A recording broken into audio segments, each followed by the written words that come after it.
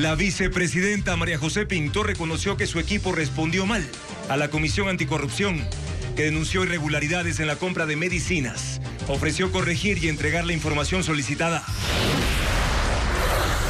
Surgen dudas sobre la capacidad administrativa y operativa de la empresa Helbert, en la que el gobierno pone sus esperanzas para modernizar el sistema de salud. En la oficina que registran como su sede en Miami, nadie responde. La última polémica de la Revolución Ciudadana es entre Rafael Correa y Marcela Guiñaga. La prefecta reconoció que está pensando salir y Correa ya se despidió de ella. 3 miembros de Los Lobos fueron vinculados al caso del asesinato de Fernando Villavicencio. La decisión extiende 30 días más la investigación que lleva adelante la Fiscalía. Latinoamérica vive un nuevo boom petrolero. Países como Brasil, Argentina y Guyana aumentan su producción, mientras Ecuador no cumplirá sus metas previstas para este año.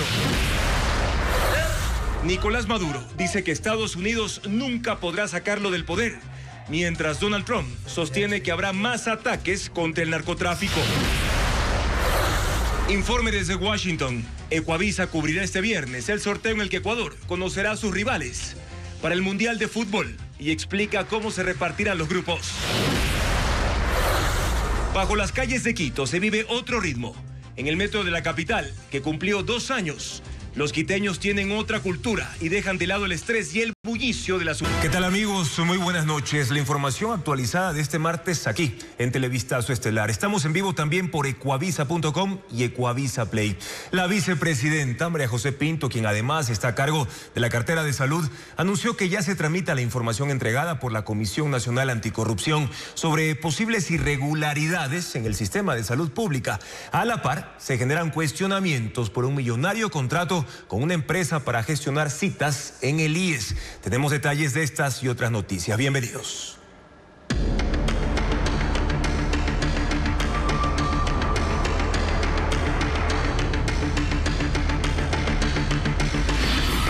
Salud. ¿Quién se hace cargo? La confusa respuesta de la vicepresidencia a una carta de la Comisión Anticorrupción abrió una polémica sobre el rol de María José Pinto en el Ministerio de Salud Pública. Este martes, la vicepresidenta admitió que la contestación estuvo mal elaborada y anunció correctivos internos, mientras el Ejecutivo amplía aún más sus encargos. Veamos. La vicepresidenta de la República, María José Pinto, se vio obligada a responder cuestionamientos y aclarar cuál es su rol en el Ministerio de Salud en medio de la polémica por su gestión delegada en esa cartera. El revuelo se generó por la respuesta que emitió la vicepresidencia a una carta de la Comisión Nacional Anticorrupción, que le advertía sobre presuntos actos irregulares en la compra de medicinas e insumos para la red de salud pública. En ese documento, la institución señalaba que Pinto solo tenía atribuciones parciales frente al Ministerio de Salud, pese a que el presidente Daniel Noboa le encargó la administración. La aclaración llegó a través de un video que Pinto difundió en sus redes sociales, donde reconoció que la carta enviada por su equipo estuvo mal elaborada. Lo correcto era que acá pidamos de inmediato todos los datos al Ministerio de Salud y a las instituciones que corresponden. Y luego respondamos con base a esa información. Recalcó que las cosas no se hicieron bien y que ya se tomaron medidas. Y por eso ya tomamos los correctivos internos para que no vuelva a pasar. Hoy el trámite está encaminado como debe ser y la información ya se está gestionando por las vías formales. Para mí es muy simple. Cuando se trata de salud y de posibles casos de corrupción, no podemos minimizar nada ni responder por salir del paso. Todo pedido serio hay que tomarlo en serio. El coordinador de la Comisión Nacional Anticorrupción contó a Televistazo que en su comunicación alertó a Pinto sobre proveedores cuestionados por irregularidades que estarían intentando contratar con el Estado en el marco de la emergencia sanitaria y que la respuesta recibida le generó mayor inquietud. Si nos dicen, yo no tengo estas competencias, es decir, y que ya no es ministra encargada, ya no forma parte del Comité de Salud Pública, no quiere hablar del tema. En realidad más me pareció la nota que hemos recibido, que yo he recibido, una fórmula para lavarse las manos. Este martes el presidente decidió asignar una nueva responsabilidad a la vicepresidenta. La designó como su delegada en el Comité Intersectorial para la Prevención y Reducción de la Desnutrición Infantil. Es decir, el gobierno continúa ampliando sus responsabilidades. Pero también hay dudas y cuestionamientos contra la compañía estadounidense Helberg, encargada de desarrollar el sistema digital que, según el gobierno, transformará la salud del seguro social con una inversión de 37.7 millones de dólares. Sin embargo, un periodista ecuatoriano acudía a las oficinas de esa institución en Miami, pero se llevó la sorpresa de que no hay rastros de las operaciones de Helberg. Diego Cuenca conversó con él y nos cuenta más. En septiembre, el presidente Daniel Noboa anunciaba que Helberg es la compañía estadounidense que realizará el nuevo sistema con inteligencia artificial que gestionará citas, recetas y medicamentos en el sistema de salud. Helberg es un sistema que estamos implementando, que ya está en la fase final, va a estar primero en el IES y de ahí en el Ministerio de Salud Pública. En noviembre, el Consejo Directivo del IES, bajo la presidencia de Edgar Lama, quien ya dejó el cargo, aprobó el inicio de la contratación de ese proyecto tecnológico por más de 37 millones de dólares. Lo hizo a pesar de los cuestionamientos acerca de que esa empresa no cuenta con experiencia en sistemas digitales. Las dudas sobre su capacidad administrativa y operativa crecieron esta semana cuando se hizo público que las oficinas de Helberg en Miami, Estados Unidos, no funcionan en la dirección señalada en su página web. El periodista Galo Arellano fue personalmente al lugar en el que deberían estar las oficinas y se encontró con la sorpresa. Cuando fui a la dirección en donde se promociona en el website de Helberg, lo que me topé fue algo que encendió aún más mis alarmas. Y es que en ese lugar ahora funciona una galería de arte. Y prácticamente los vecinos aseguran que no saben quién es Helberg, qué es Helberg, y nadie puede dar razón de esta compañía. Arellano tocó el timbre, pero nadie lo atendió. Hace algunos días incluso se había colocado en la fachada, en la cerca, un letrero grande que decía "estamos contratando" y tenía el logo de Helberg. Incluso cuando uno va a Google y pone esta dirección, se pueden ver las fotografías en donde en la puerta estaba el logo de Helberg. Pero ahora prácticamente está el nombre de otra compañía. Helberg, en su cuenta de la red social X, presume de trabajar con el gobierno ecuatoriano, con el que obtuvo un contrato de 150 millones de dólares a 5 años, junto a la Corporación Nacional de Telecomunicaciones CNT, para modernizar los servicios digitales del sistema de salud pública en el país. Esa empresa fue la encargada de desarrollar la aplicación CNT Salud, una herramienta que, de acuerdo con un comunicado, promete transformar el sistema de citas médicas. Según esa información oficial, la aplicación, que aún no está disponible, permitirá agendar citas en medicina general, odontología, obstetricia y psicología. Además, promete funciones como reconocimiento facial para medir signos vitales, telemedicina, prescripción electrónica e historia clínica digital. El lanzamiento de esa aplicación fue hecho en marzo, pero aún no se ha confirmado la fecha en que los usuarios la tendrán disponible. La serenata al presidente de la República se llevó a cabo a pesar de la negativa del alcalde Pavel Muñoz. En medio de la pugna entre las dos autoridades, colectivos ciudadanos afines al gobierno coparon hoy la Plaza Grande y le ofrecieron al mandatario este acto de la tradición quiteña. Pero, ¿qué dijo el jefe de Estado desde el balcón de Carondelet? Patricio Díaz lo informado. La serenata quiteña al presidente de la República al final sí se realizó, pero sin el alcalde de Quito. 40 colectivos ciudadanos y organizaciones sociales que respaldan al jefe de Estado se reunieron en la Plaza del Teatro y de ahí fueron hasta Carondelet. Coparon parte de la Plaza Grande. Hubo desfile de colegios, danzas y bandas. Sus organizadores dicen que el objetivo era cumplir con este acto tradicional que el alcalde decidió no realizar por las diferencias con el CERCOP. Quito hay que respetarlo y no se le puede permitir que la primera autoridad del país no sea invitada a ser parte de las fiestas. En el balcón de Carondelet estuvieron la vicepresidenta María José Pinto, los nuevos ministros, funcionarios y hasta concejales de la ciudad. Luego salieron el presidente Daniel Noboa y su esposa Lavinia Balbonesi. mientras los organizadores le ofrecían serenata con un trío. Al ritmo de los tradicionales pasacalles capitalinos, los ministros y la vicepresidenta bailaron por unos minutos al pie del palacio. El mandatario tomó luego la palabra.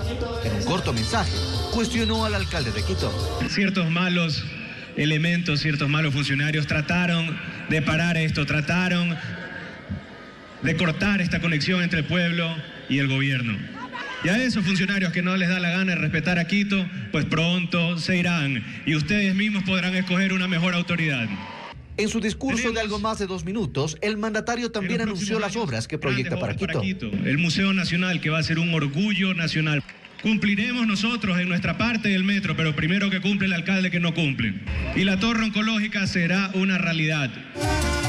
Mientras esto se daba a todo volumen en Carondelet, al frente, en la misma Plaza Grande, estaba reunido el alcalde de Quito con el Consejo Metropolitano, en el edificio municipal.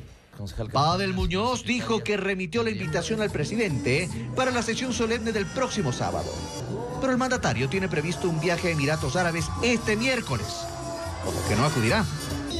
Así, la pugna entre el presidente y el alcalde se agudiza. Y hablando de pugnas, 6 legisladores del correísmo son investigados por ingresar al Hospital de Niños Vaca Ortiz de Quito, acusados de extralimitación de funciones. El Consejo de Administración Legislativa, el CAL, encargó a la Comisión de Salud que analice las denuncias presentadas por la gerente de esa casa de salud. Paul Romero amplia la información sobre lo ocurrido. Muchas gracias. El Consejo de Administración Legislativa inició una investigación a 6 legisladores de la bancada de la Revolución Ciudadana por extralimitación en sus funciones. Delegó a la Comisión de Salud el trámite de la denuncia presentada por la gerente del Hospital Pediátrico Vaca Ortiz de Quito en contra de los legisladores Viviana Veloz, Ricardo Patiño, Franklin Samaniego, Luis Molina, Raúl Chávez y Ana Belén Hiela, quienes ingresaron a esa casa de salud en octubre pasado para conversar con pacientes y familiares sobre la crisis hospitalaria. La semana pasada, el presidente de la Comisión de Salud, Juan José Reyes, señaló que los legisladores interrumpieron la atención, increparon a médicos, aumentaron el riesgo de pacientes y grabaron a niños y adolescentes sin consentimiento expreso. Violencia también es meterse en hospitales a la brava, incomodar a pacientes. Sentimos mucha incomodidad el día de ayer con el paso de los señores asambleístas, porque no se vio el hecho de que quieran ver algo para mejorar. El asambleísta Raúl Chávez señala que no ha sido notificado oficialmente de la apertura de la investigación y la rechazó. El bloque consideró una retaliación del gobierno por las denuncias de irregularidades en el sistema de salud pública y el juicio político al exministro de Salud, Jimmy Martín. Fue por pedido precisamente de padres que tienen a sus hijos en ese hospital y que por temor a represalias preferían que vayamos nosotros como autoridad. Persígannos como quieran, que nosotros vamos a seguir fiscalizando y con más fuerza. La Comisión de Salud puede investigar la denuncia, pero no puede sancionar a los legisladores involucrados. Cualquier decisión deberá ser debatida por el Pleno de la Asamblea. Rafael Correa y Marcela Aguiñaga protagonizaron una nueva disputa que agudiza la crisis interna en el movimiento Revolución Ciudadana. El conflicto ocurrió porque Aguiñaga anunció públicamente que analiza abandonar esa agrupación política a pocas semanas de la Convención Nacional del Movimiento RC5, que será en enero del próximo año. Diego Cuenca describe más detalles de esta pugna. La crisis interna en el movimiento Revolución Ciudadana desató un nuevo conflicto entre sus militantes. Una vez más entre Rafael Correa y Marcela Aguiñaga, quienes a lo largo de ese año públicamente expusieron sus diferencias por el destino de la agrupación política. Ese lunes, la prefecta del Guayas hizo público que la idea de abandonar la Revolución Ciudadana ha cruzado por su mente. Lo estoy pensando, por supuesto, es un espacio que he tomado para pensarlo profundamente. Ese comentario causó la inmediata reacción de Rafael Correa, quien escogió su cuenta de X e ironizó diciendo: Marcela, sin reflexiones, nada. Eres demasiado importante y preclara para la RC5. Tú mereces algo mejor, como Lourdes Tibán. Un abrazo y gracias por tanto. En otras ocasiones, Aguiñaga había ya expresado su desacuerdo con el liderazgo del movimiento a cargo de Luisa González. La polémica más reciente se dio en noviembre, cuando Correa también reaccionó negativamente a la reunión que Aguiñaga mantuvo con la prefecta de Cotopaxi, Lourdes Tibán, opositora política de la Revolución Ciudadana. En ese momento, el expresidente aseguró que se opondría a una eventual candidatura de Aguiñaga a la reelección. Dejé a la Revolución Ciudadana con 9 prefectos, 50 alcaldes, más de 220 juntas parroquiales y concejalías, y por primera vez logramos lo que nunca se había logrado, que era tumbar la hegemonía del Partido Social Cristiano en la provincia del Guayas. En otro de sus tweets recientes, Correa escribió: Marcela querida, eres demasiado importante y sabia para el actual RC5. Anda nomás a dialogar con Noboa. Nosotros no lo haremos. No te preocupes. Lourdes Tibán ofreció auspiciarte para la reelección. Un abrazo, hasta la victoria siempre. Por toda respuesta, Aguiñaga publicó este tuit en el que dice: las mujeres que se portan bien rara vez hacen historia. Alias Pipo y otros 2 cabecillas de la banda de los Lobos serán procesados por el asesinato de Fernando Villavicencio. Los 3 se suman a Javier Jordán, José Serrano y Ronnie Aliaga, también a Daniel Salcedo. La Fiscalía pidió fecha para la audiencia. Veamos.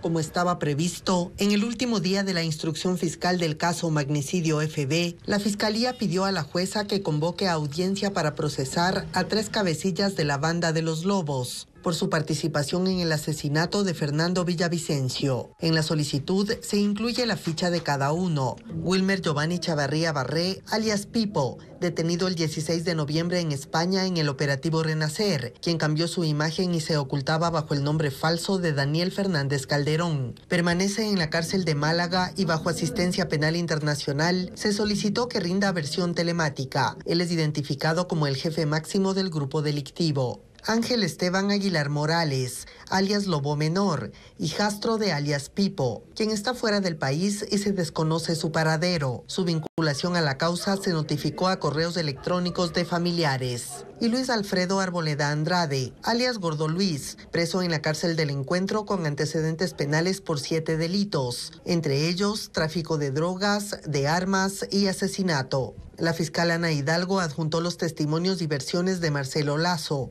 Ronald Herrera y Lenin Vimos, así como otros elementos que los relacionan con el pago de $1 millón para cometer el crimen del ex candidato presidencial. Con esta vinculación, la causa se extenderá por 30 días más y serán 7 los procesados, incluidos Javier Jordán, José Serrano, Daniel Salcedo y Ronnie Aliaga.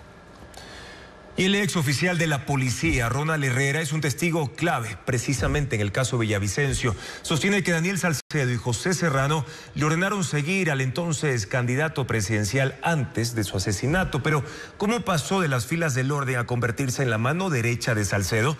Fabiola Santana con la explicación cronológica en el siguiente informe.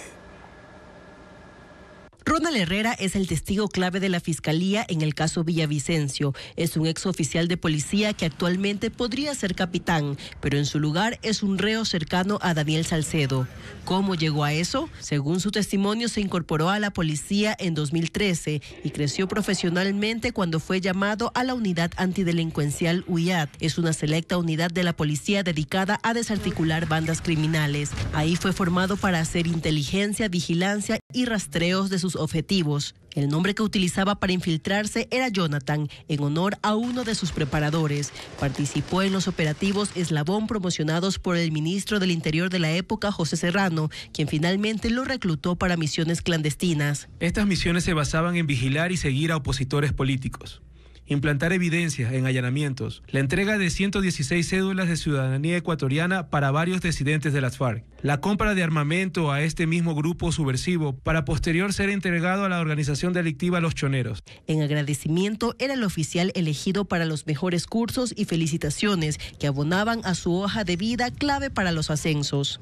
Recuerdo en una ocasión el auditorio del cuartel policial de La Delicia de la ciudad de Quito personalmente me condecoró con la condecoración al mérito profesional. Serrano lo envió a proteger a 2 familias cuencanas y en esa provincia fue apresado por el robo y asesinato de un comerciante. Él culpó a una mujer que era su fuente de información junto a otras personas. Terminó en la cárcel 4 donde conoció a Daniel Salcedo, segundo en reclutarlo por sus habilidades. Según él, en 2022 Salcedo compró su libertad pero volvió a caer por el robo a cajeros automáticos y sigue siendo mano derecha de Salcedo. Hoy ambos cooperan en el caso Villavicencio. Y Javier Jordán pidió audiencia para que le levanten la orden de prisión que tiene en el caso Metástasis, pero desistió a última hora. Veamos.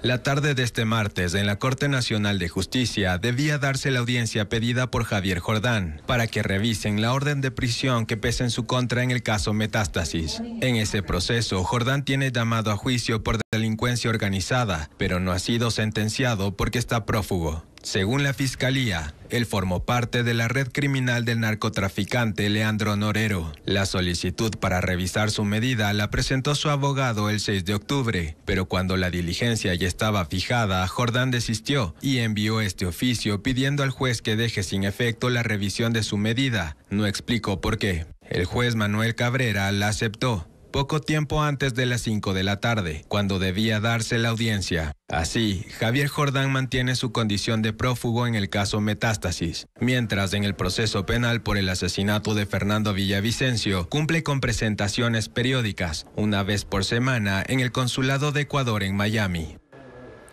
Donald Trump insiste en que pronto habrá ataques en tierra contra bandas de narcotráfico. Mencionó a Venezuela, pero dijo que no será solo ahí. Mientras tanto, Nicolás Maduro desafía a Estados Unidos y declara que nunca podrán sacarlo. Medios y agencias de prensa extranjera aseguran que Donald Trump le había dado un ultimátum para que deje el poder. Informa Pedro Jiménez. El tiempo que Estados Unidos le dio a Nicolás Maduro para que deje el poder en Venezuela caducó el 28 de noviembre, según la agencia de noticias Reuters, que además informó que las condiciones que ponía Maduro fueron rechazadas por Donald Trump. Entre ellas, amnistía completa para él y sus familiares, levantamiento de sanciones a más de 100 funcionarios, muchos de ellos acusados de corrupción y narcotráfico, y que la vicepresidenta Delcy Rodríguez asuma el cargo hasta nuevas elecciones.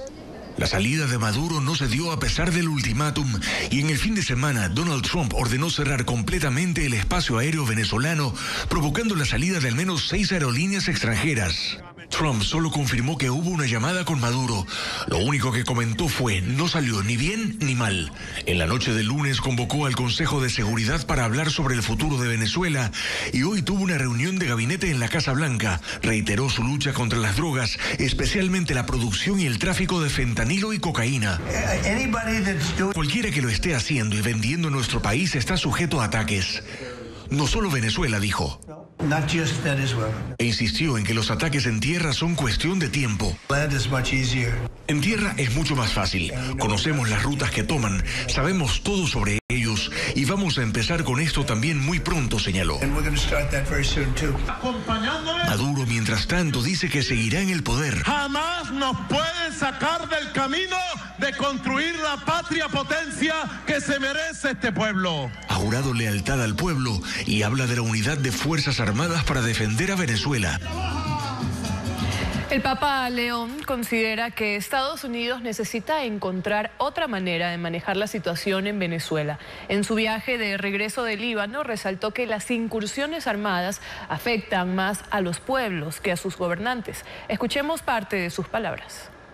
Estamos buscando maneras para calmar la situación, buscar sobre todo el bien del pueblo, porque tantas veces quien sufre en esas situaciones es el pueblo, no son las autoridades. Yo de nuevo creo que es, digamos, mejor buscar maneras de diálogo, quizás presión, incluso presión económica, pero buscando otra manera para cambiar, si es lo que decidan hacer. Continuamos con más noticias. Un funcionario de carrera es el nuevo gerente encargado del Banco Central del Ecuador.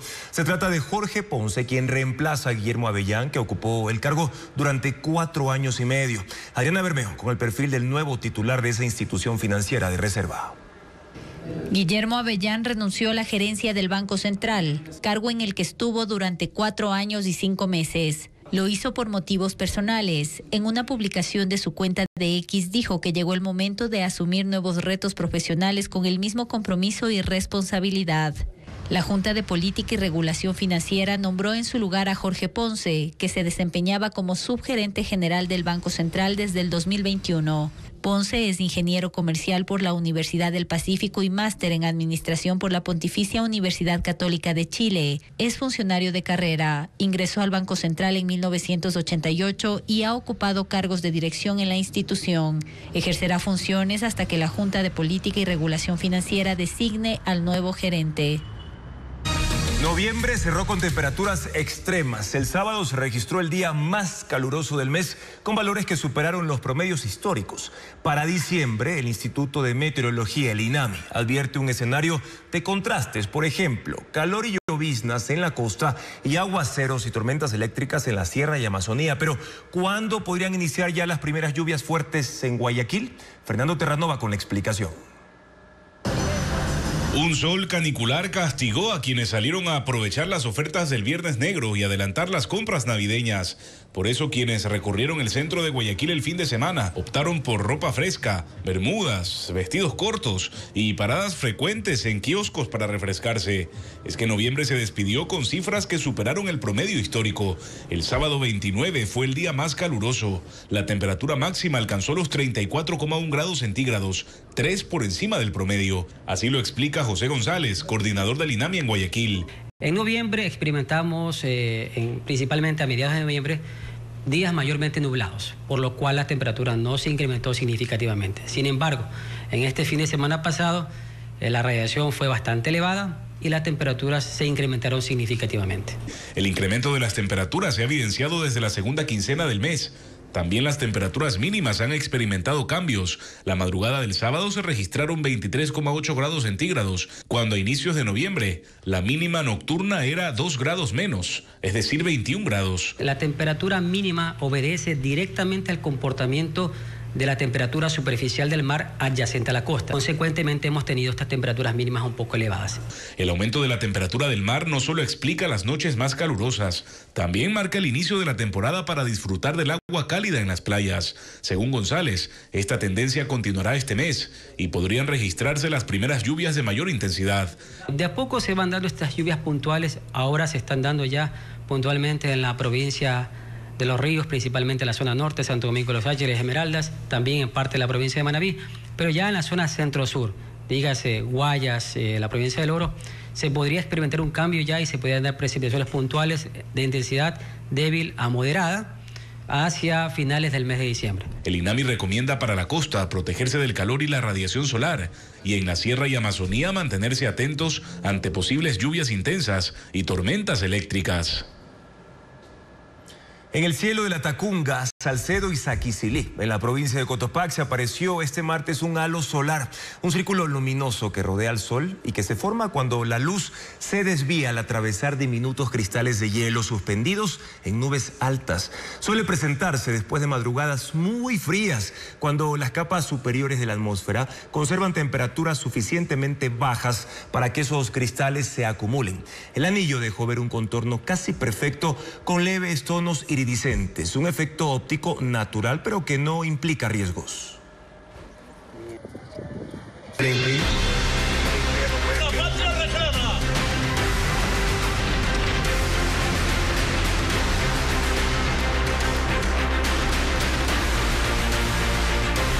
Mundo.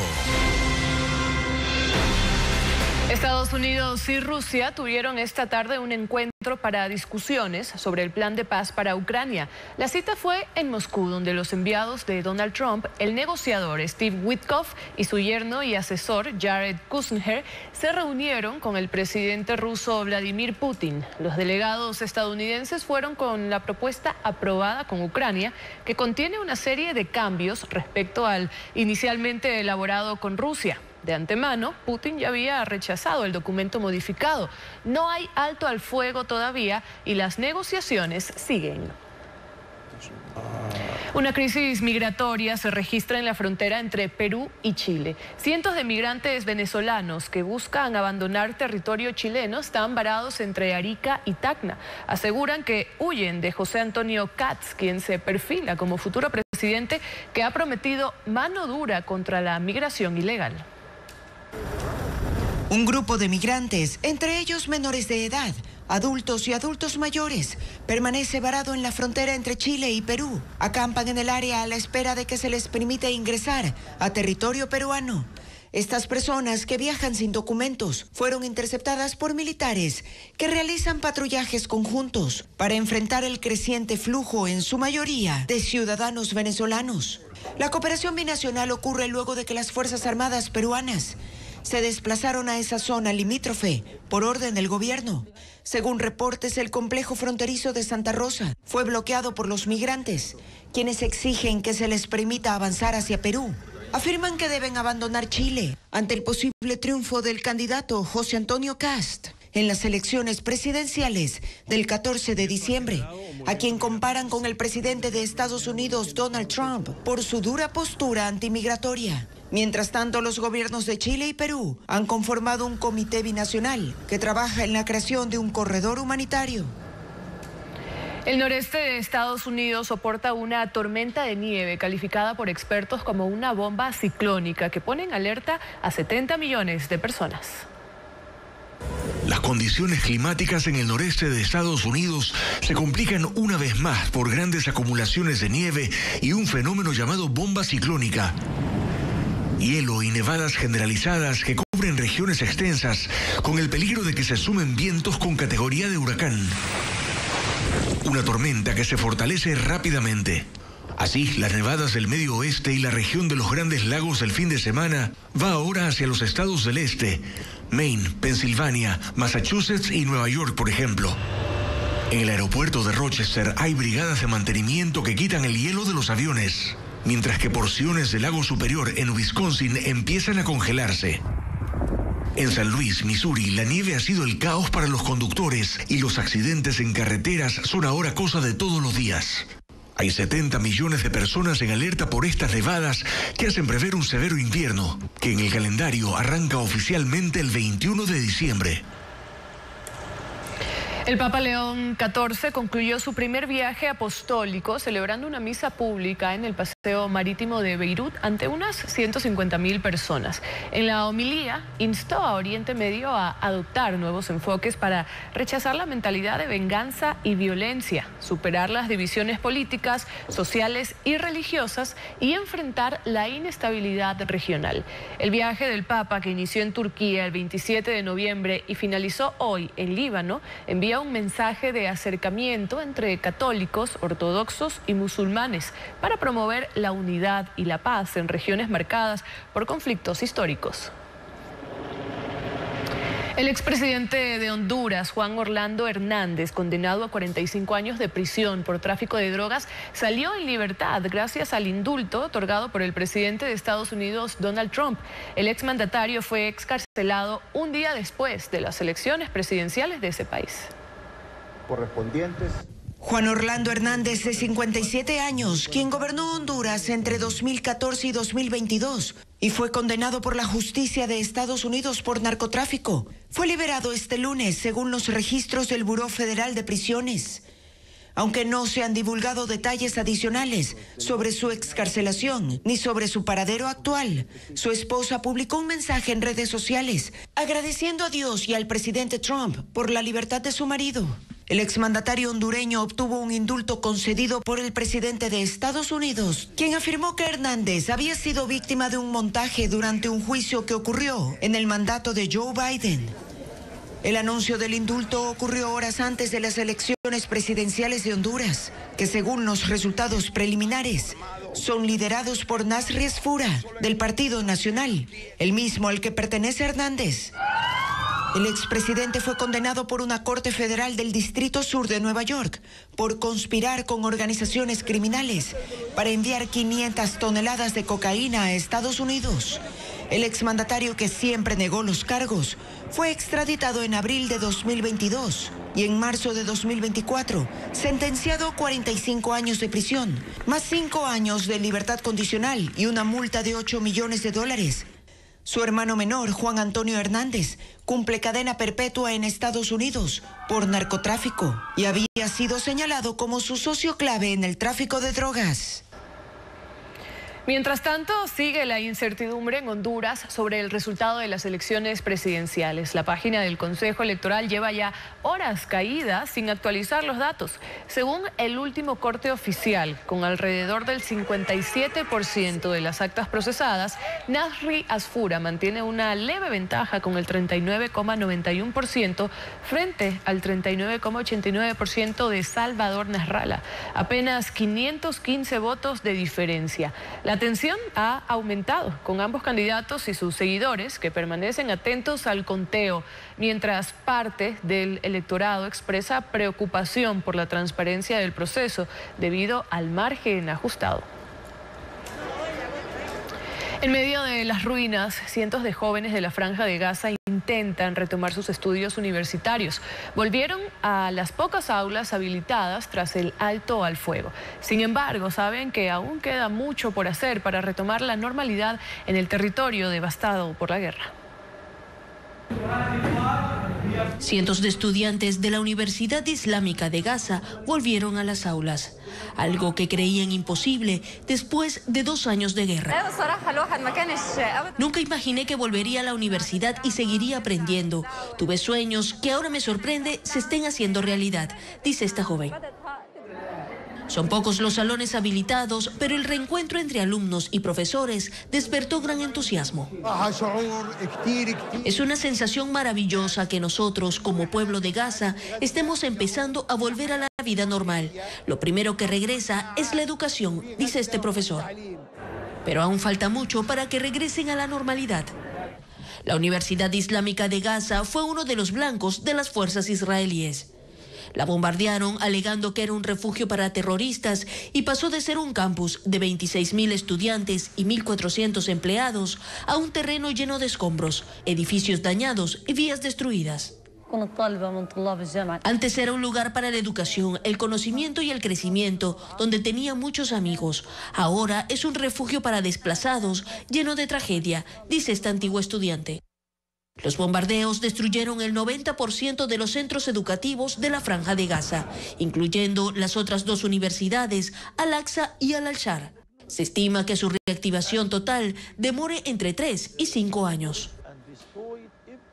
El plazo para obtener el pasaporte justamente sin necesidad de un turno se extendió hasta el 31 de diciembre, pero eso ya lo vamos a revisar más adelante. Ahora vamos a ver los avances tecnológicos de este día.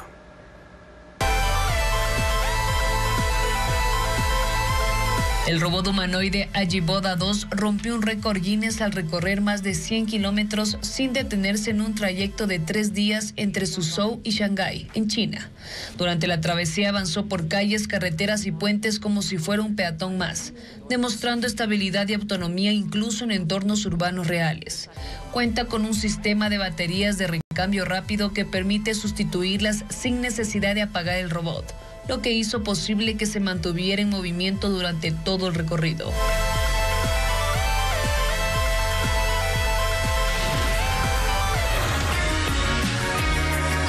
En Austria están desarrollando una iniciativa que transforma las torres de alta tensión en enormes figuras con forma de animales para que se integren mejor en el paisaje. Son diseños inspirados en especies características de cada región del país. La realidad aumentada llegó al mundo del motociclismo gracias a un nuevo casco inteligente que reemplaza la necesidad de usar el celular mientras se conduce. Este dispositivo integra una pantalla de proyección en la visera que muestra navegación, alertas y datos esenciales sin desviar la mirada del camino. Además, es compatible con asistentes de voz como Google AI y Siri, lo que permite controlar funciones, recibir indicaciones o gestionar llamadas mediante comandos hablados. Seguimos con más información. Una obra de teatro presentada en la capilla del Museo de la Ciudad en Quito generó controversia por su contenido. Ahora, la Fundación de Museos de la Ciudad respondió que ese espacio no cumple funciones religiosas. Veamos. Esta es la frase que se conserva al interior de la capilla Museos de la Ciudad, una sede que está en medio de la polémica por haber sido el escenario de la obra Aristócratas del colectivo Absurdas. Hola, soy la aristócrata, soy todo lo que tú nunca podrás ser. Que mezcló teatro, performance y posporno el pasado 29 de noviembre, en un lugar que los católicos consideran como sagrado.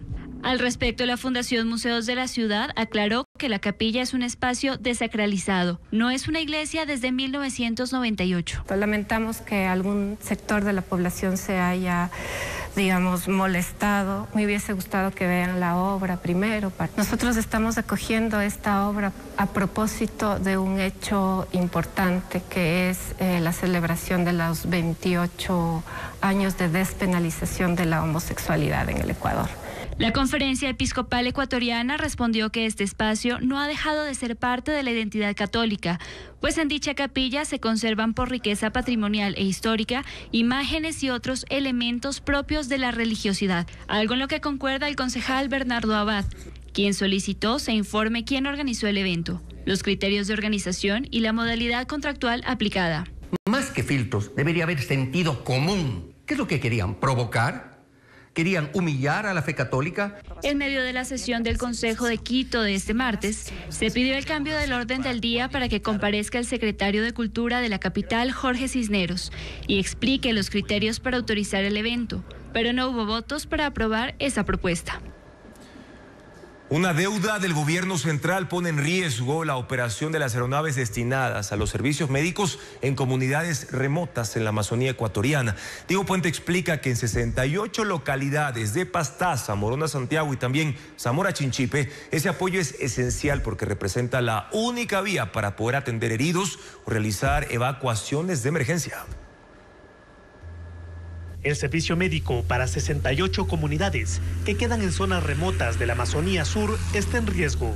Las aeronaves que se encargan de hacer traslados de pacientes, abastecimiento de medicamentos y transporte de trabajadores de la salud pueden parar sus motores en enero por una deuda que mantiene el Estado y que asciende a $215.000. El recurso económico es muy importante porque tenemos componentes rotables, porque tenemos gente que está a nuestro cargo. Esa deuda se remonta a marzo, cuando el gobierno pidió sus servicios durante la emergencia sanitaria en Taisha, al registrarse un brote de leptospirosis en comunidades que provocó el deceso de al menos 11 niños. Otros 46 pacientes que presentaron síntomas relacionados sobrevivieron. Las avionetas fueron vitales para trasladar a pacientes a hospitales de Macas, Cotopaxi, Cuenca y Guayas. Solo en evacuaciones de emergencia hicieron 90 viajes en un mes. En otras ocasiones tuvieron que trasladar a profesionales de la salud y personal administrativo. Es así, ingresó incluso el ministro y viceministro de Salud. Los representantes de las 4 empresas que dan el servicio dicen que pusieron a disposición del Estado sus 12 avionetas y que su capacidad de vuelo se cuadruplicó. El gobierno les ofreció firmar 3 convenios. Eso consta en este oficio de marzo en el que el Ministerio de Salud solicita aceptar el convenio de pago para personal y carga. Pero esos documentos nunca se registraron oficialmente y ahora los directivos de las compañías peregrinan ante las autoridades para que se contabilice la deuda. Tenemos las actas de entrega del servicio, pero no tenemos el convenio de pago y peor aún una factura por nuestro servicio. Para seguir operando, hacen paso del dinero de otros contratos, de ahorros y de préstamos. Indican que de no recibir el pago pueden quebrar y dejar de abastecer el servicio médico a las comunidades orientales, en donde tienen pistas. Continuamos con más noticias aquí en Televistazo Estelar. Durante 2 días, sectores rurales de Los Ríos y Guayas quedaron bajo un rastreo minucioso por tierra y aire. La búsqueda de 4 trabajadores secuestrados llevó a la policía y a las Fuerzas Armadas a internarse en puntos clave de 5 cantones, sobre todo en Jaunache, sector considerado como uno de los corredores criminales más activos de esa zona. Veamos. Durante 2 días, un convoy de 200 uniformados, entre policías y militares, se desplegó en sectores rurales estratégicos de Guayas y Los Ríos. Fue un operativo que combinó equipos en tierra, drones y un helicóptero para rastrear cultivos, caminos y zonas montañosas con un objetivo: liberar a 3 mujeres y un hombre secuestrados el pasado jueves. Las víctimas, trabajadores de una empresa de vallas publicitarias, habían llegado desde Quito y se hospedaron en el Empalme. Al salir del hotel, 2 vehículos con 8 hombres armados con fusiles los interceptaron y se los llevaron. La búsqueda se extendió por sectores de Quevedo, Mocache y Palenque en Los Ríos, mientras otro bloque operaba simultáneamente en el Empalme y Balsar en Guayas. La presión aumentó con allanamientos en viviendas asociadas a cabecillas de bandas delictivas. 4 días después, este lunes, las víctimas fueron abandonadas en una vía del sector Jauneche, en el tramo que conecta Palenque con Mocache, en Los Ríos. Según la policía, esta franja es utilizada por al menos 4 grupos criminales para mover droga, ocultar vehículos robados y retener personas en fincas abandonadas. Son los mismos de siempre, que los sevillanos, que los mauricios, que los mongolos, que los gatos. Entonces nosotros como policía vamos a seguir trabajando y vamos a seguir allanando sus casas, ¿no? El vehículo en que se movilizaban los 4 trabajadores no ha sido localizado. Y según la policía, otra pieza de este negocio criminal es la extorsión para devolver autos robados. Por este caso no hay detenidos. El juicio por el caso de los 4 niños de las Malvinas avanza hacia su etapa final. Este martes culminaron los testimonios de los 17 militares procesados por la desaparición forzada de Josué, Ismael, Nehemías y Steven. Se esperaba continuar con los alegatos, pero la diligencia se suspendió hasta otra fecha que está por definirse aún. Bessie Granja con el informe. Este martes, durante la audiencia de juzgamiento, el tribunal escuchó los últimos testimonios de los militares procesados por la desaparición forzada de los 4 menores del caso Las Malvinas: Josué, Ismael, Nehemías y Steven. Aunque se tenía previsto continuar con la etapa de los alegatos finales, los magistrados suspendieron la diligencia hasta una próxima fecha. El último cooperador eficaz coincidió con la versión de otros 4 uniformados de que los niños fueron víctimas de golpes e insultos. Además, declaró que los informes militares entregados sobre lo ocurrido el 8 de diciembre de 2024 fueron un copia y pega con el mismo contenido y que entre ellos hablaron de reponer las municiones detonadas. El subteniente que lideró la patrulla negó las acusaciones y relató que detuvo a los niños por un presunto robo y que tras intentar comunicarse 2 veces con el ECO 911 y no tener éxito, decidió trasladarlos a un UPC de Virgen de Fátima en la vía Yaguachi. Culpó a bandas criminales de los asesinatos y acusó a los cooperadores eficaces de inventar testimonios a cambio de reducción de pena. El teniente coronel, que tiene medidas cautelares, declaró que no interrogó a los soldados, sino que usó una táctica de inteligencia. Confirmó que halló ropa de los niños aún caliente en una hoguera en Taura y ordenó recogerla. La defensa presentó a un agente policial de la DINASET.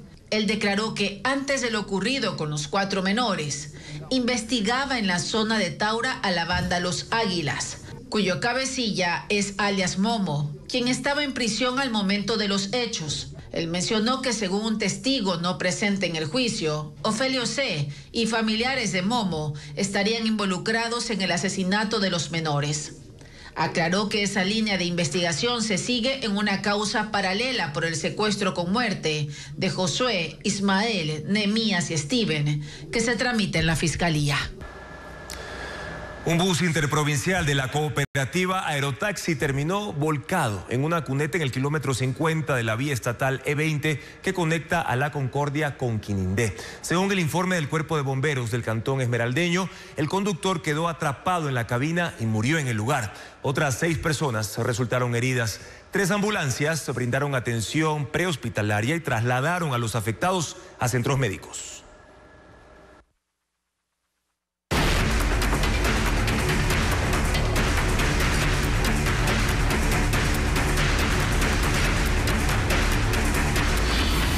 Petróleo.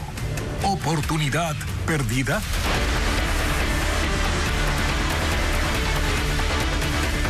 Sudamérica atraviesa un auge petrolero del que Ecuador queda al margen. 3 países lideran ese crecimiento y han marcado récords de extracción. Se trata de Brasil, Argentina y Guyana. Pero ¿por qué sucede esto? Adriana Bermejo analiza las cifras en el siguiente reportaje. Mientras Ecuador se propone cerrar el año llegando a 500.000 barriles de petróleo diarios, meta que le será difícil cumplir, otros países de Sudamérica consolidan récords de extracción en una época en que los expertos hablan de un nuevo boom petrolero. Hay 3 países que encabezan esa expansión. Brasil, cuya producción ha crecido un 60% en la última década, extrae 4 millones de barriles diarios y las previsiones apuntan a que en el 2030 superará los 5 millones. Petrobras, la estatal petrolera de ese país, tiene un plan de inversiones que suma 77.000 millones de dólares y se ejecutarán durante los próximos 4 años. Argentina pasó de producir 480.000 barriles de petróleo diarios en 2020 a 860.000 barriles a octubre de este año. El último máximo histórico fue en 1998, cuando se llegó a una producción de 847.000 barriles diarios. Sustenta su crecimiento en el campo Vaca Muerta, uno de los yacimientos de petróleo y gas más grandes del mundo. Y Guyana, un país de 800.000 habitantes que produce 900.000 barriles al día. Empezó a producir petróleo en diciembre del 2019 y con él pasó de ser una de las naciones más pobres de América Latina a tener la renta per cápita más alta de la región, $31.000. La clave para que esto ocurra no solo pasa por la calidad y cantidad de yacimientos.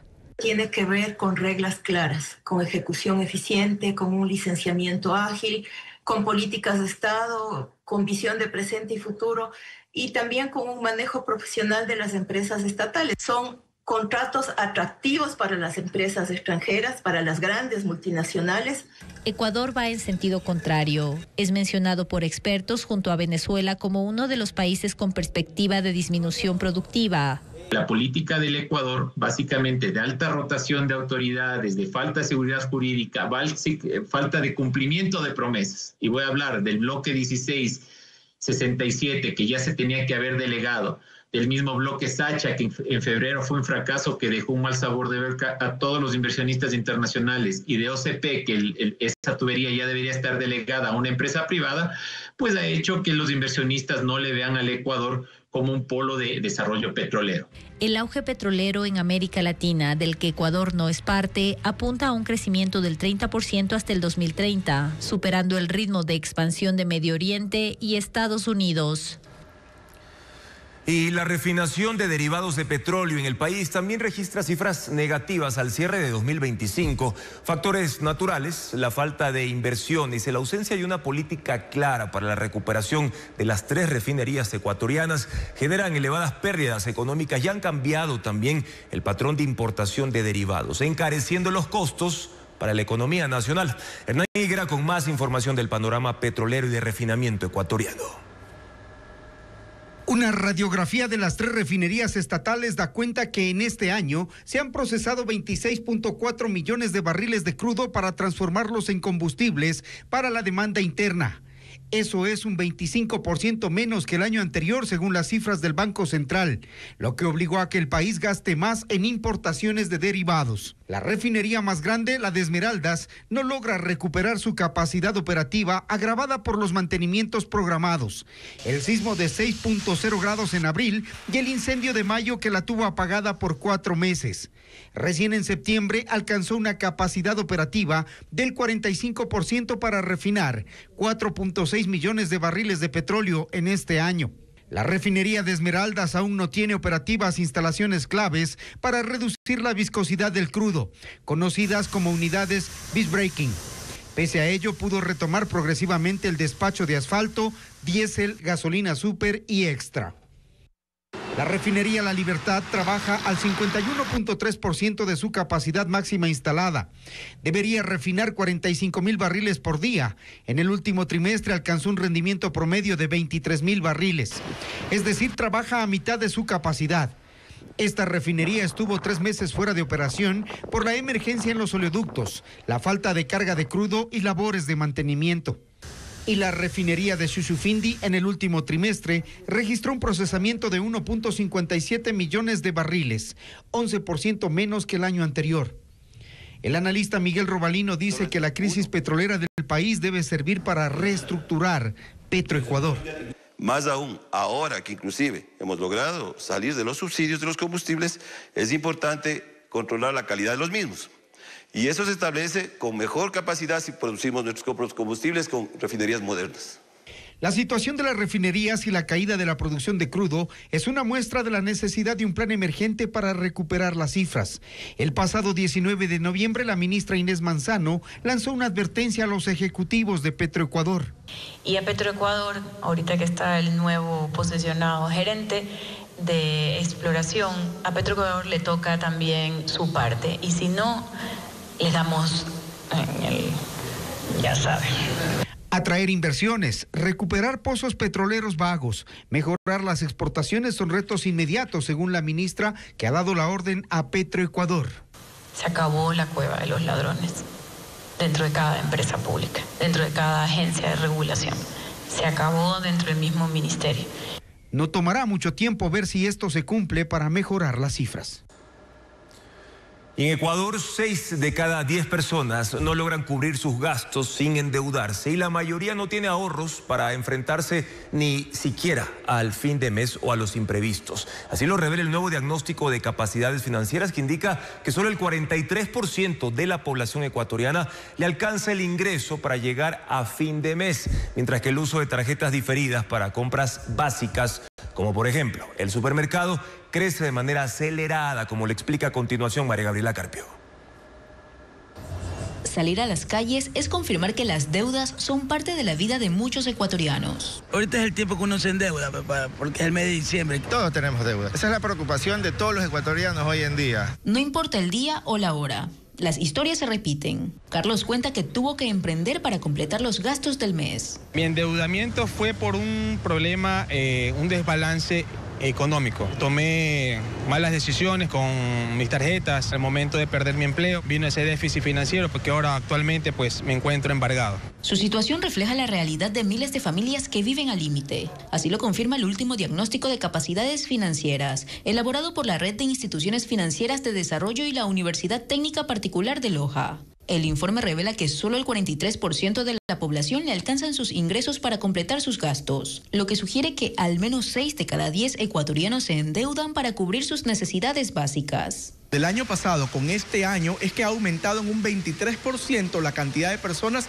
que están utilizando la tarjeta de crédito con diferido para las compras del supermercado, y esto es sumamente grave. El informe también revela que la mayoría de hogares no tiene un fondo de emergencia. Apenas el 27% de los adultos dice que en caso de un imprevisto sus ahorros solo les alcanzarían para un mes. Para el abogado César Coronel, especialista en deudas, esto se explica por varios factores, entre ellos que el 62% de los ecuatorianos no tiene cultura financiera, por lo que recomienda tratar el ahorro como una obligación más. Todos los meses, mínimo el 10, 15, 20% de nuestros ingresos para así poder tener también un ahorro que nos sirva para enfrentar emergencias, porque a veces pasa que las emergencias también nos pueden llevar a un sobreendeudamiento. El primer paso, dice, es pasar a limpio las cuentas en familia y fijar metas alcanzables. Porque puede ser que usted tenga claros sus ingresos, pero no ha identificado con claridad sus gastos en cosas que quizá no necesitamos.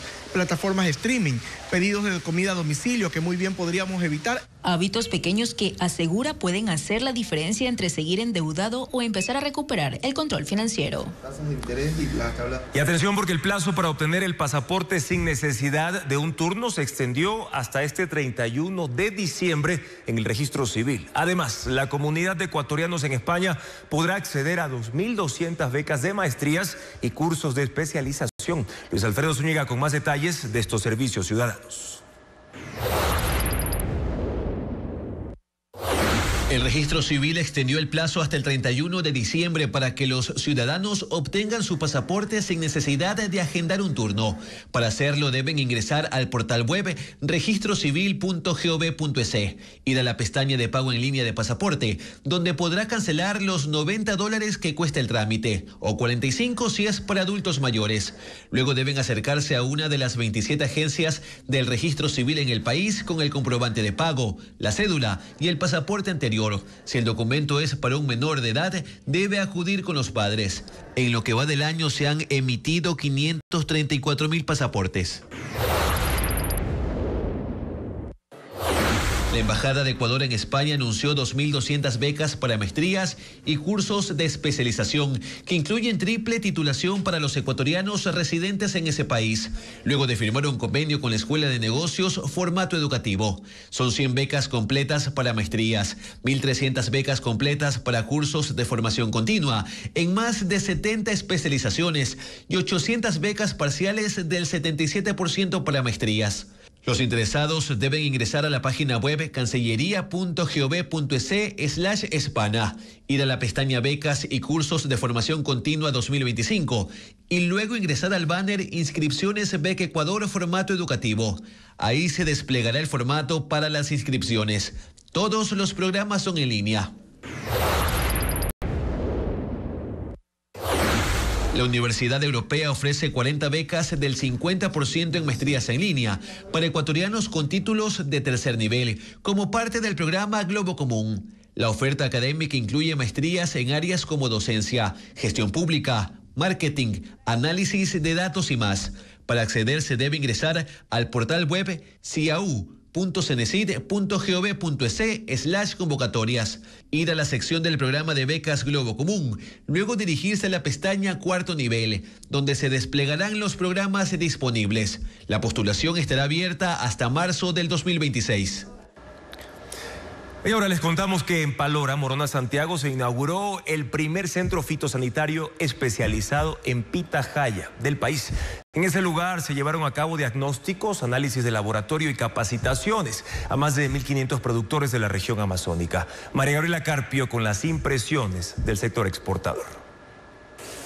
En Morona, Santiago, concretamente en el cantón Palora, se concentra cerca del 80% de la producción nacional de pitahaya destinada a la exportación. Y por eso mismo fue este el lugar escogido para abrir el primer centro fitosanitario de innovación, desarrollo y estudio de la fruta. Para productores y exportadores, este espacio servirá para fortalecer el control sanitario y la calidad de este producto. Que garantiza un manejo fitosanitario de la pitahaya, por ejemplo, el monitoreo de la mosca de la fruta, y también es una carta de presentación fitosanitaria ante cualquier otro mercado. Es lo mismo ponerse a negociar sin un centro que con un centro ya fitosanitario establecido.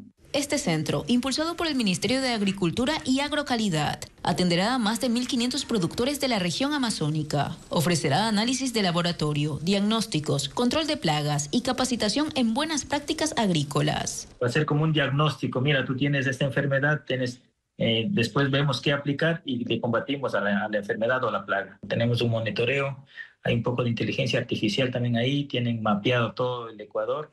Actualmente la pitahaya lidera la lista de las frutas tropicales ecuatorianas de mayor crecimiento. A la actualidad, tener más de 7.000 hectáreas a nivel nacional y de esos pocos miles de dólares que se exportaban, a exportar 175 millones de dólares en el 2024. Y esta infraestructura será clave para mantener abiertos los 61 destinos internacionales a los que llega, entre ellos Estados Unidos, China, la Unión Europea, Perú y Canadá. Solo entre enero y agosto de este año, la pitahaya generó 180 millones de dólares en exportaciones, un impulso económico que sostiene a cerca de 15.000 familias vinculadas a su producción. En China se desarrolló la primera competencia de aplicaciones robóticas para hoteles, mientras que en otro lado del país equipos compiten con sus máquinas enfocadas en la limpieza urbana inteligente. En ambas exposiciones, los ejemplares fueron sometidos a más de 100 pruebas. Jorge Vaquerizo nos cuenta cuántos equipos participaron.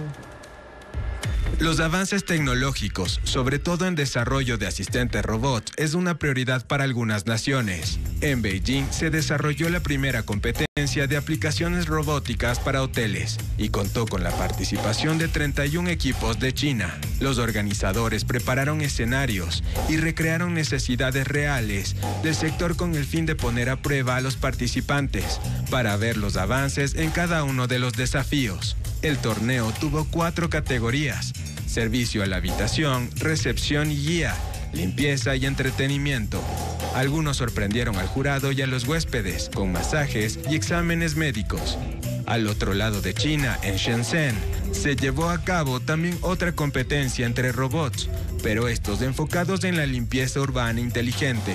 Estas máquinas fueron diseñadas para tareas de mantenimiento en calles y aceras. Muchas demostraron sus capacidades para resolver problemas complejos reducir riesgos y peligros. En esta exposición de robots de servicios comunitarios, participaron más de 40 empresas y se ejecutaron 115 pruebas en distintos escenarios para evaluar los avances reales en un parque al aire libre. Mientras tanto, en Europa, un robot que corta césped destruyó por completo el campo de fútbol de un equipo en Aurich, Alemania. La noticia de esta máquina sin control tomó por sorpresa a los propietarios del SG Angels Poppens, que vieron el momento en el que su campo dejó de ser verde característico por marrón. Este robot estaba programado para trabajar por las noches, pero el mal tiempo hizo que se atascara y dejó profundos surcos de barro. Ahora los dueños del club están negociando los costos generados por el robot.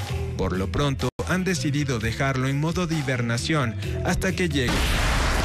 La exposición Casa Warner llegó a Quito por sus fiestas. Incluye 14 salas temáticas con esculturas, escenografías y también elementos icónicos. De películas y series como Batman, Superman, Looney Tunes, Harry Potter, Friends, entre otras. Las imágenes con Ana María Palacios. El público podrá sentirse dentro de las películas y series más icónicas del mundo Warner. La exhibición cuenta con espacios temáticos dedicados a Batman, Rick and Morty, Friends, Looney Tunes, Superman, Harry Potter y otras producciones. Tú vas a ir viviendo cada uno de los momentos de Warner en su historia, en sus más de 100 años de historia. Entonces vas a encontrarte y vas a tomarte fotos con las chicas superpoderosas, o te vas a meter en la cueva de Batman, o vas a estar en la fortaleza de hielo de Superman. Las esculturas de los personajes fueron elaboradas en la fábrica autorizada de Warner en Brasil, lo que garantiza una reproducción fiel y de alta calidad. Estás entrando a la Baticueva, un espacio dedicado a los 6 personajes que han hecho y que han tenido el personaje de Batman, desde el primero, que era todavía de color, hasta los últimos, como los puedes ver en este momento. Los visitantes podrán adentrarse en escenarios llenos de color y humor, inspirados en los clásicos de Looney Tunes. Podrán transportarse a su niñez con personajes entrañables como Bugs Bunny, el Pato Lucas, Tom y Jerry y otros favoritos de generaciones. Ahora hemos entrado al mundo de Harry Potter, estamos en la casa de Hagrid. Este es un efecto visual donde ustedes me verán a mí muy grande y a ti pequeña. El recorrido ofrece figuras, piezas escenográficas, artículos coleccionables y elementos interactivos. Son 14 salas inmersivas en las que incluso el público podrá desaparecer gracias a los efectos visuales. Casa Warner se inaugura en el marco de las fiestas de Quito y estará abierta de lunes a domingo en el Arena CCI en el Centro Comercial Iñaquito.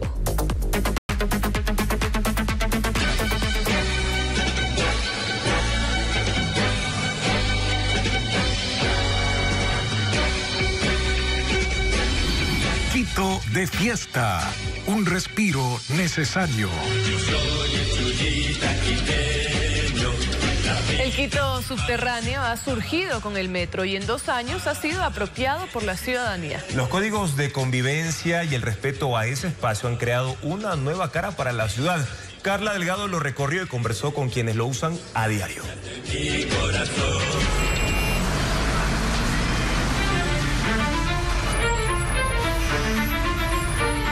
Arriba, Quito sigue siendo esa ciudad vibrante y por momentos caótica, que respira entre bocinazos, avenidas saturadas y ráfagas de smog. Pero hay un Quito que no se ve, y es el Quito subterráneo que está a 20 metros de la superficie y que cobró vida hace 2 años con la llegada del metro a la ciudad. Basta descender para que el pulso cambie. Una pausa inesperada. Entre túneles iluminados y silenciosos. La ciudad se reconfigura. El tiempo corre distinto y la calma que arriba parece imposible se vuelve normal. En el Quito subterráneo, que se extiende por algo más de 22 kilómetros, las reglas parecen reescribirse. Aquí surgen otros códigos de convivencia.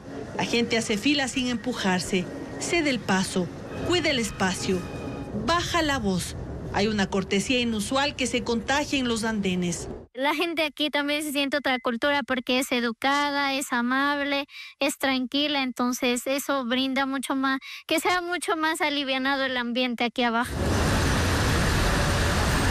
Es como si al descender también se dejara arriba cierta prisa. Aún en medio de la urgencia de llegar al destino, se respira cierta quietud. En este Quito subterráneo queda algo de tiempo para detenerse y contemplar, por ejemplo, exposiciones urbanas. ¿Quiénes tienen o tuvieron esta magnífica idea de poder demostrar lo que fue nuestro país? Y eventos que toman desprevenidos a quienes deciden moverse bajo tierra. La seguridad se percibe de otra forma. Basta ver cómo las personas no dudan en caminar con sus celulares, usar sus dispositivos y escuchar música sin preocupación. Esta confianza se refleja en la forma relajada en que en la ciudad subterránea se disfruta del espacio. Aquí abajo, donde el eco sustituye al estruendo, es el otro Quito. El Quito que no se ve. Con 73 museos y espacios culturales, Quito se consolida como la capital de la cultura en Ecuador. Aunque predominan los recintos religiosos, existen museos dedicados a narrar la historia de la ciudad y otros que incentivan el aprendizaje en los más pequeños. Diego Puente con más de estos espacios. Es el Museo de la Ciudad. Cuenta la historia de Quito desde los primeros pobladores que vivieron de la caza y la recolección hace 10.000 años hasta los fenómenos sociales y culturales, como la migración o la creación de comités provivienda de finales del siglo XX. Con cerca de 9.500 visitas mensuales, es uno de los más populares en el centro histórico. Aquí se exhiben dioramas como la expedición de Francisco de Orellana, que salió desde Guápulo y sin quererlo descubrió el río Amazonas.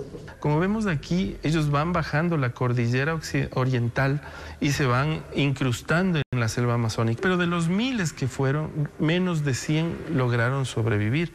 En Quito hay 73 museos y espacios culturales, entre municipales, estatales, religiosos, privados y comunitarios, y forman un sistema donde constan sus actividades. Coordinan acciones como visitas especiales y sirve como espacio de capacitación para sus trabajadores. La mayoría de museos está en el centro, desde la Avenida Patria en el norte hasta la Recoleta en el sur. Ahí están, por ejemplo, el Museo Nacional en el edificio de los espejos de la Casa de la Cultura, la Compañía, la Casa María Augusto Urrutia, entre otros. El Museo Alberto Mena Camaño es uno de los más populares. El número de visitantes creció un 20% en un año y ahora tiene casi 5.000 mensuales. Los más numerosos son los religiosos, como el del Carmen Alto, donde se puede ver colecciones de arte y obras de la escuela quiteña. Pero hay museos interactivos como el del agua o el de ciencias, creados para incentivar a los niños a la investigación y a la preservación. Y se han preparado actividades especiales por el mes de fundación de la ciudad. Desde el Museo de la Ciudad, el día 5, por ejemplo, a las 11 de la mañana, saldremos hacia la comunidad de Yoa. Vamos a conocer el cementerio de Yoa. La actividad es completamente gratuita.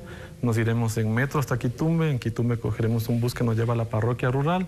Al menos 20 museos bajarán sus costos a un precio simbólico de $1 para que la gente los visite durante el feriado. Finalizamos esta emisión informativa, no sin antes recordarles que las noticias se actualizan minuto a minuto en ecuavisa.com. Mañana en Contacto Directo, Harold Burbano, ministro de Trabajo, para explicar cómo aspiran a aumentar empleos en el país. Además, Victoria Salcedo, ella es modelo con discapacidad, para explicar y detallar los retos de la sociedad para tener un país más inclusivo, precisamente en el Día Internacional de las Personas con Discapacidad, que se conmemora este miércoles. Gracias siempre, amigos, por su sintonía y confianza. Buenas noches.